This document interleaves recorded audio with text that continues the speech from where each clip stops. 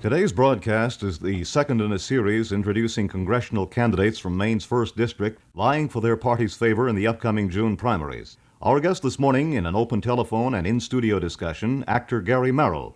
Good morning. My name is Norm Gallant for your friends and neighbors at the Edwards Division of the Bates Manufacturing Company. In today's program, we're about to enter a dialogue with Republican candidate Gary Merrill for the office of Congressman from Maine's 1st District concerning his campaign, the issues which he views of uppermost importance for the nation and for the state of Maine. Listeners with questions are able to call in during the program by dialing the Talkback number at 623-3878. That number is 623-3878. Actor Gary Merrill, although frequently engaged in film work on the West Coast and in Broadway involvements on the New York scene, always seems to return to the state of Maine, where much of his early life was spent during the summers, and where in later years he maintained permanent residence, and where he now lives in Falmouth Foreside, a suburb of Portland. His announcement earlier this year to run on the Republican ticket for the post of congressman from Maine's 1st District was on the basis of an anti-war candidate. This morning's interview with Mr. Merrill is the result of an invitation which was extended to all candidates running for this office. For our listeners, may I again remind you that the telephone calls are welcomed in the program this morning and that you may contact the show by dialing 623-3878, 623-3878. Well, Gary Merrill, since your announced candidacy, there have been some fast-flying developments, especially in the matter of the Vietnam War and the current negotiations in Paris to get the conflict resolved. This is one of the things which you were striving for, and I'm wondering now that part of this has been accomplished, exactly what is your outlook as to what is happening and what you, if you were in a position, would do at this stage of the game? Well, at that point, I said my priorities were 1, to get rid of Johnson, and 2, to get rid of the war, and 3, to straighten out this sort of sick society. Well, Mr. Johnson took care of the first 2 himself. He removed himself and started toward peace. I think there still is the priority is to get rid of the war, because Mr. Schweitzer at the International Monetary Fund said if we escalated much more, we would bring down our economy and the rest of the world. So I think it was probably the dollar crisis that made Mr. Johnson have another thought. So that is still a priority. And then we've got to get rid of our pollution in this country and the poverty. Poverty is probably second. You can't really do anything about the poverty in the cities until you stop that war and get that $30 billion organized. You know, we talk about poverty, the ghetto situation. Last week, I believe it was, or the week before, when one of the candidates also running for the post that you're running for, we asked concerning the poverty situation in the state of Maine. We talk about ghettos in the large cities, but do you see that we have the same type of situation that can be paralleled right here in the state of Maine? Well, we have 50,000 people, I think, in poverty in the state of Maine. Rural poverty has a tendency to disappear because you don't go out into the country and see it. It's easier to see in the cities. It's also should be easier to deal with in the cities because you have industries and things that supposedly makes it easier to place people. So the rural poverty problem is even harder to take care of. Of course, I think the emergency thing, it's not a cure, it's a Band-Aid again, but the basic fast cure or fast beginning is to get into the Department of Agriculture and get some of that wheat that we spend millions of dollars storing every year and open up some of those silos, and let's feed a few of the children at least. Just start feeding them, and then gradually you've got to go those programs, our welfare programs, are pretty archaic. They've got to be reappraised and redone. Imagination is very necessary. They spend money, and money's not just the answer. You've got to use it imaginatively. Mm-hmm. You make a picture that costs $10 million and there's no imagination, it's a failure, like some of these programs are. Well, we have to provide inspiration for some of these people to want to get out of the situations that they're in. That's right, and where it has worked across the country, it's where, luckily, there were some people involved with imagination and helped them help themselves. Mm-hmm. We've got a telephone call. I'm signaled here, so we're going to push in the button and let you say hello to the person on the line. Here we go. Good morning, this is Gary Merrill. Mr. Merrill? Yeah. May I ask you a question or two? Well, I mean... What's the difference between a Democrat and a Republican? The difference between a Democrat and a Republican? Yeah. I really don't know. As far as I'm concerned, running for office, I'm an American and I'm for people. Yes. And I should think that anybody, whether they're a Republican or Democrat, that's what they are. Well, I heard your television talk last week, and you spoke about the word imagination. You stressed it more or less. Mm-hmm. I really enjoyed your speech. I wish it could have lasted a half hour or more. Well, thank you. But, you know, the old timers, I'm in my late 50s, and the old timers, I can remember Depression. Yeah, And we blamed all the hard times on Hoover, which was wrong. that's right. And it's been coming up for generations, so to speak, that thing had. Yeah, So when Roosevelt got in, I was cutting cordwood for 85 cents a cord in the summertime. That's small money. yeah. And every time we drive the wedge with the sledge, we'd say Hoover. Hoover. So when I was old enough to vote, I voted for President Roosevelt, the late President Roosevelt. Right. And I think that's what brought up the Democratic Party and made it so strong. Yes, I think it did. And everyone, to be popular, had to be a Democrat. Right. And of course, they brought the liquor in. Yeah. And done away with late 20s, so to speak, the flapper age. And Yeah. there was no great change in the country until 1938 or 39, possibly 39. Right. It did start a little bit in 38. It takes time to build a bonfire, you know that. That is right. And, well, I won't keep your time any longer because I want to hear you talk some more. Oh, thank you. I'm sure the public is very interested in it. And Mr. Gallant has the best radio program in the East, bar none. Well, I'm sure he'll thank you for that, too. We like that kind of endorsement, huh? Right. Our telephone number here, 623-3878. Any of you who wish to join us in conversation, Mr. Gary Merrill is our guest of the morning. Gary, I'm told that your presentation at the Republican State Convention in Bangor was considered to be a notable part of the program, and in fact it came as a little surprise to some of the people who were there, especially one reporter from the New York Times who was covering the event. I'm wondering exactly what the reaction probably occurred after that from the party members. Well, I still haven't heard anything from the party members. As a matter of fact, I'm kind of surprised that some one or two prominent Republicans might have said it's publicly that it's interesting to have Mr. Merrill in the campaign, and it certainly stimulates the Republican Party and stimulates politics in general, and the fact that Mr. Merrill is a national figure certainly will get Maine some publicity. I thought that some prominent Republican might have said something like that, but they didn't. I think at the convention, from what the newspapermen told me and friends of mine, that I did make an impression, so I guess there quietly something happened, but not publicly. One of the comments was that you could hear a pin drop because while your talk was on, everybody paid close attention to what was being said. Well, I suppose part of it was curiosity, and they said, well, let's see what this guy has to say. So at least they gave me that they listened to what I had to say, and I hope that they were impressed by what I had to say. Concerning your campaign and the operations of it, exactly to date, what have you been doing? I know that I hear of your traveling hither and yon. Maybe you can outline to us exactly what's been taking place. Well, as I say, I've been scrambling. I think I've done about 5,000 or 6,000 miles so far. Probably be nearer 8 by the time I'm through. I just go anywhere there are more than 2 people gathered. I go to Rotary clubs or Lions clubs and Kiwanis and of course, we go to the candidates' nights in the various towns and the Republican committees. And I just keep going. I'd like to talk to everybody personally in the whole district. So I'm doing as much as I can.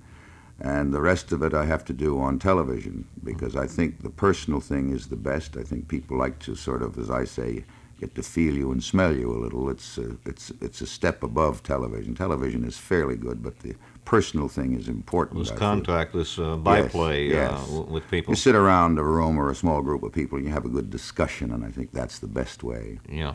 Let me remind our listeners again that the telephone number here is 623-3878, and that Gary Merrill is our guest this morning. If you have any questions or comments, just give us a call at 623-3878. Concerning the formal structure of your campaign, you talk about television, you have some newspaper exposure, no billboards? No, well, I've always been against signboards. I wish that we would take a page from Vermont's book and get our signboards down and make Maine really the most beautiful. It's the most beautiful state physically, I think, now, but if you got the signboards down, it would complete it. So, in all honesty, I just said, well, I'm not going to have my face in front of a pine tree. Mm-hmm. You're going to let the nature take care of the beauty, yeah? That's right. Maybe the lack of my face up there will impress them more than just the face itself.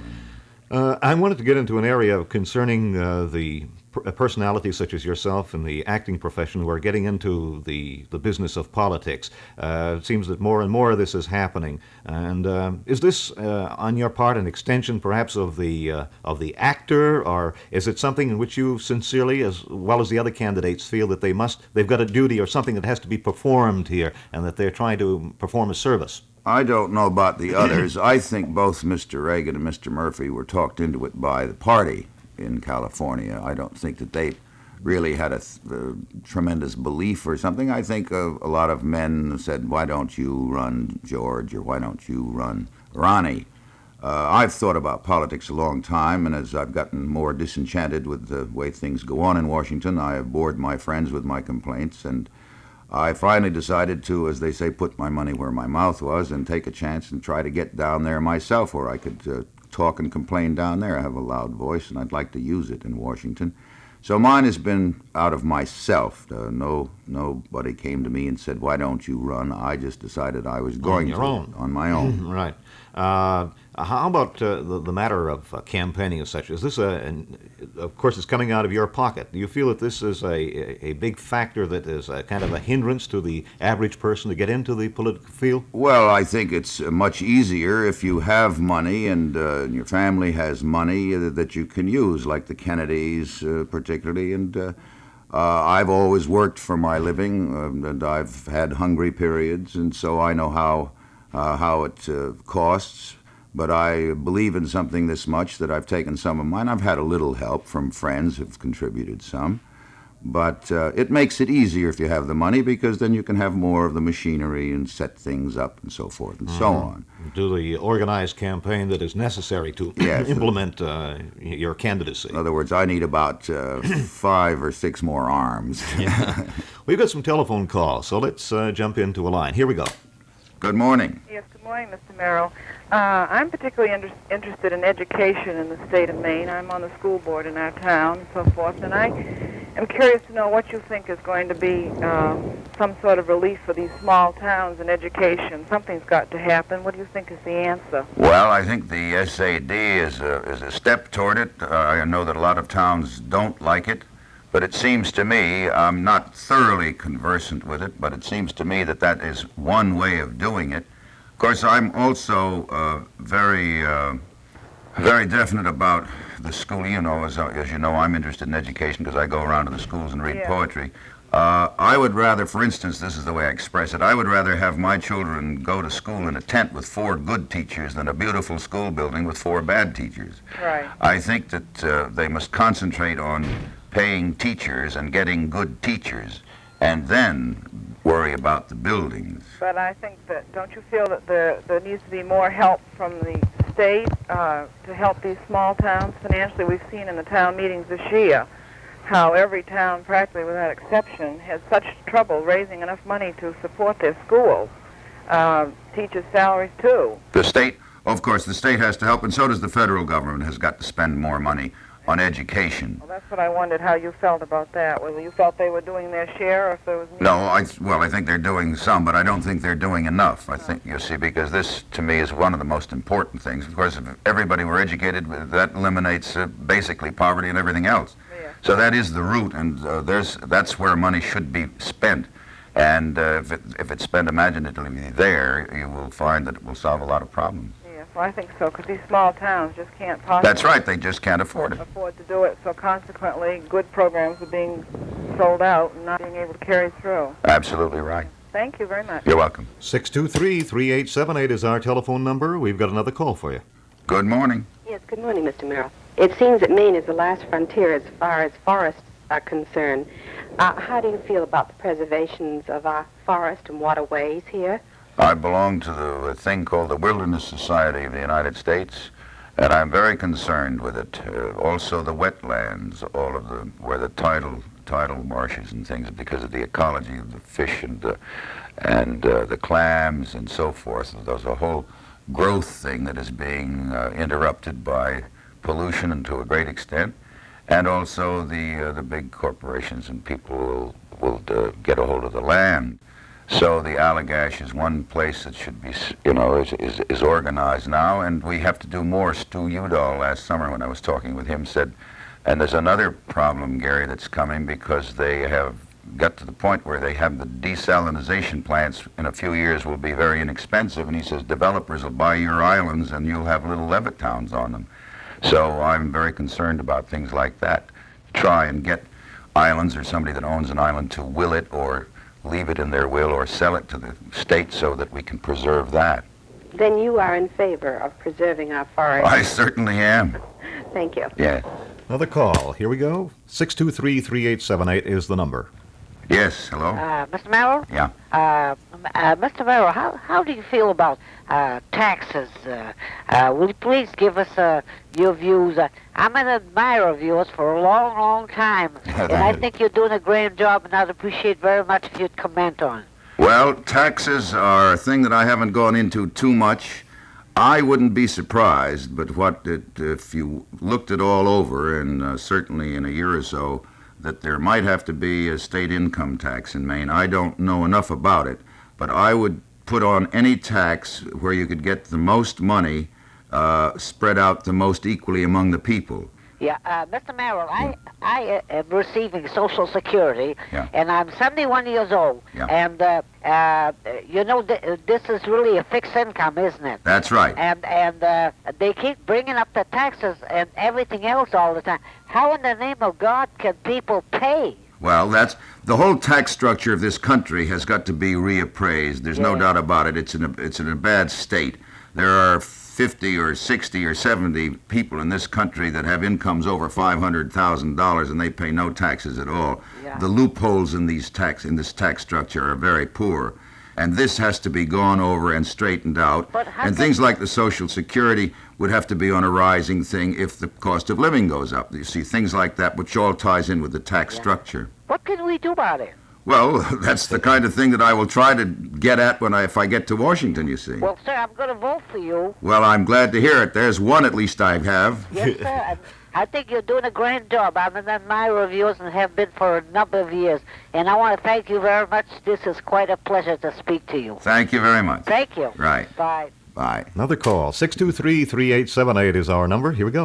Good morning. Good morning, Mr. Merrill. I just listened to a call you had on this federal aid to education. Yeah. You say you're for it. Yeah. How much? Well, how much? I can't tell you that until I get there and look it over and so forth and so on. I'm trying to figure out, to get the best so that we can get all the children getting the right education, and it can be paid for between the town and the state and the government. Now, wouldn't this mean federal telling us what we could teach in our schools, what we should have, what we should... No, I wouldn't want that. So it would have to be done without that. But how can you do it? This is not very wise spending, is it? If the government says, well, here's your money, spend it, period, it is not very wise to just give money out and let them spend it anyway. And yet, of course, I'm not in favor of the government telling us... Well, you have to have a few rules. I imagine the least number of rules. There would have to be certain standard things that they couldn't go below, sort of minimums, we'll say, of standards. There would have to be standards. And then I think that should be allowed for people to use their imagination in areas. Mm-hmm. This is a thing that I would have to study. I'm not that cognizant of it. Mm-hmm. Well, I just wondered because I can't see how the government telling us what to teach, what to do, then this is more or less going toward anarchy, as near as I can see. Well, it would depend. If there are, 80 stupid superintendents or principals and only 20 bright ones, then you're going to have to make some rules to bring those 80 stupid ones up to the 20 bright ones, you see. That's the kind of thing that would have to be studied and looked at very closely as to which is the best way to get the best education for the kids. Mm-hmm. And this would be a federal board set up to... However it would work, you see. This is a kind of thing that has to be gone over and studied all out, which I have not done that much, of course. I see. Yeah. Oh, okay. Well, thank you very much. You're welcome. Gary Merrill, we've come to the end of our time. We've got another call for you. As soon as we're off the air, we'll grab this call here. I want to thank you very much for coming up in here. Incidentally, if you make it, are you going out of acting? Oh, of course you can't do both. This is ridiculous. Well, I thought that your role might become much larger if you make it. Good luck to you, and thank you very much for coming up here this morning and providing this background information to your campaign. It's been a pleasure having you. Thank you. Right. We'll be back tomorrow with another program having to do with animal and pet care. At that time, Dr. James Meissner will be with us. We invite you to join us then when your friends and neighbors at the Edwards Division of Bates present another Talkback.